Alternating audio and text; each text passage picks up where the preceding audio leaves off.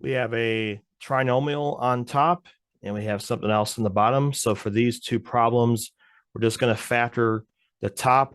In this case, the bottom can't be factored. Nothing we can do with that, but we can factor the top. When you factor something on the top there, it's going to be one of these that go into the two sets of parentheses. And so we're looking for two numbers that multiply to make negative 16, but add to be 6.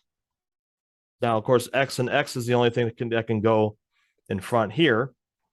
But for the 16, we have 4 and 4. That's not going to work. But 2 times 8 will work. Now, for this, one of them has to be negative here because the last number is negative. And we want the middle number to be positive. So I want to do a -2 and a +8. That's because I'll have x squared, I'll have a +8 and a -2. That adds up to a +6. And then -2 and +8 multiply to make -16. Now that I have that complete, we're going to cancel out these two terms. We're able to do that, which means that all we have left is x -2, and that's as far as we can go with that. This next one is a similar question, so we'll just do another one that's the same kind of problem. We want to factor the top. And the bottom one, nothing we can do with the bottom. Okay, so on top we have x and x. We're looking for two numbers that multiply to make -24 and add to be 10. Now for -24, we have 1 and 24, 2 and 12, 3 and 8, 4 and 6. Of course, one of these is going to have to be negative because it's negative on the end. We want to find the combination that allows us to get -10.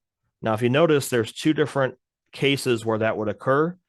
2 and 12, we could subtract those and get a -10, 2 minus 12. And then if I have a -4 and a -6, that would also add up to -10. So the question is, which one do we want to use? Well, remember, if it's -24, only one of these numbers can be negative. So it can't be 4 and 6 because then both of those would have to be negative. If this was a +24, then yeah, that's the one a pair I would go for. But in this case, I want -10. So what we're going to do is we're going to put a negative. We're going to use this one. And the negative is going to go with the 12. So 2 times -12 is -24. But when you add them together, you get -10. So +2 and -12 is the combination we want to use here.